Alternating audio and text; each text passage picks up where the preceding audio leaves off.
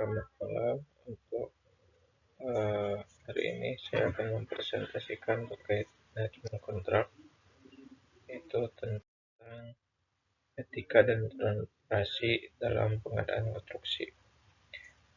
Pengadaan konstruksi adalah proses kompleks yang melibatkan berbagai pihak, mulai dari pemerintah, penyedia jasa, hingga masyarakat sebagai penerima manfaat. Oleh karena itu, aspek etika dan transparansi menjadi sangat penting dalam menjamin integrasi, efisiensi, dan akuntabilitas dalam setiap tahapan pengadaan. Yang pertama, pentingnya etika dalam pengadaan konstruksi. Etika dalam pengadaan konstruksi mencakup prinsip-prinsip moral dan profesional yang harus dipegang teguh oleh seluruh pihak yang terlibat. Beberapa prinsip etika yang penting yaitu integritas. Semua pihak harus bersikap jujur dan tidak menyalahgunakan wewenang demi keuntungan pribadi. Keadilan itu memberikan kesempatan yang sama kepada semua peserta tender tanpa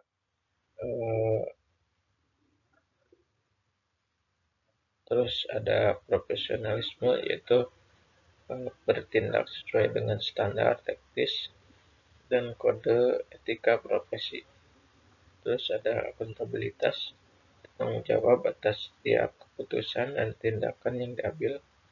Contoh pelanggaran etika itu kolusi antar panitia dan peserta tender, terus markup atau harga spesifikasi teknis yang tidak sesuai, pemberian gratifikasi atau suap. Terus nomor 2 yaitu transparansi dalam pengadaan konstruksi. Transparansi berarti seluruh proses pengadaan diakses, dimengerti, dan diawasi oleh publik. Hal ini penting untuk mencegah korupsi dan meningkatkan kepercayaan masyarakat. Aspek-aspek transparansi yaitu pengumuman terbuka, informasi pengadaan atau jadwal, persyaratan hasil lelang, dipublikasikan secara luas melalui media resmi. Dokumentasi lengkap, semua dokumen tender dan kontrak disimpan dengan baik dan dapat diaudit. Terus pengawasan independen, adanya mekanisme audit eksternal atau partisipasi publik dalam memantau proyek. Terus melaporkan dan mengevaluasi progres proyek dilakukan secara berkala dan dapat dievaluasi oleh pihak berkepentingan. Terus nomor 3 yaitu tantangan dan solusi. Tantangan korupsi dan intervensi politik, ketidakjelasan regulasi atau celah hukum, kurangnya sumber daya manusia. Solusinya itu penguat sistem enforcement atau pengadaan elektronik, pelatihan etika dan kepatuhan bagi pegawai pengadaan, penerapan sanksi tegas bagi pelanggar. Keempat yaitu peran teknologi dan regulasi. Sistem LPSE atau layanan pengadaan secara elektronik mempermudah, memantau, dan mengurangi kontak langsung antar pihak. Undang-Undang Nomor 22 Tahun 2017 tentang Jasa Konstruksi dan Perpres Nomor 16 Tahun 2018 tentang Barang atau Jasa Pemerintah menjadi dasar hukum dalam menjaga etika dan transparansi.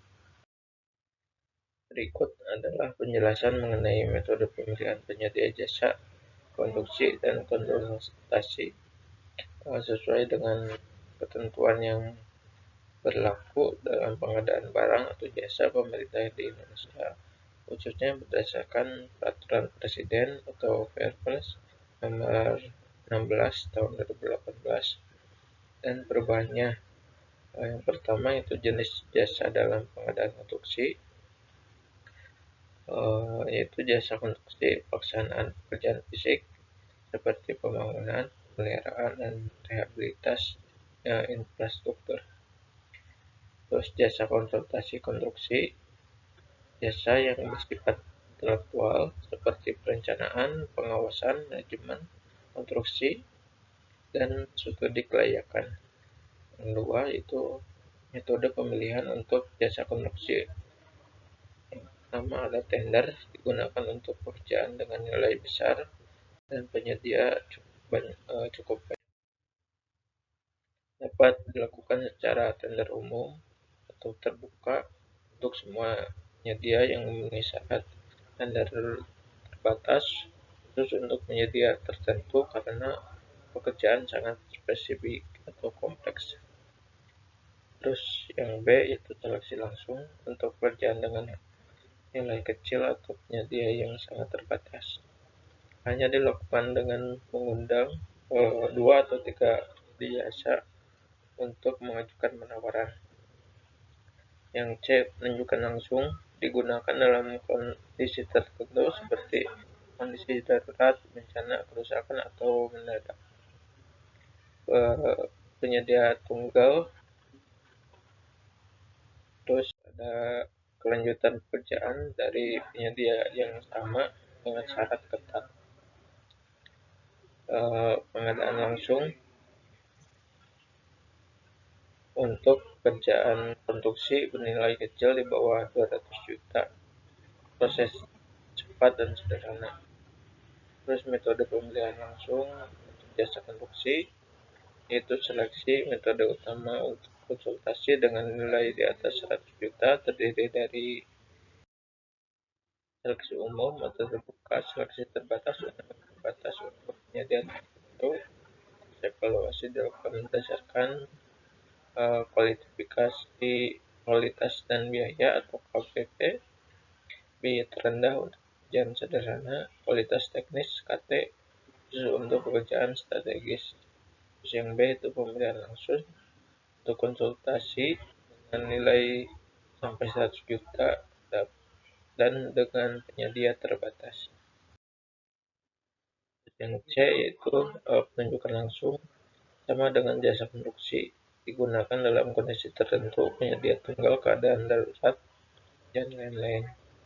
Nomor D yaitu pengadaan langsung, digunakan untuk pekerjaan bernilai sangat kecil atau di bawah 50 juta. Prinsip-prinsip dalam pemilihan yaitu efisien dan efektif, tanpa transparan dan akuntabel, kompetitif atau membuka peluang yang sama bagi penyedia yang memenuhi syarat, kepatuhan pada peraturan, mengikuti prosedur, dokumen, dan regulasi yang berlaku. Terus yang poin 5 yaitu penggunaan appraisement atau LPSE. Proses pemilihan dilakukan melalui sistem LPSE atau layanan pengadaan secara elektronik untuk menjamin keterbukaan dan menghindari intervensi. Terima kasih. Assalamualaikum warahmatullahi wabarakatuh.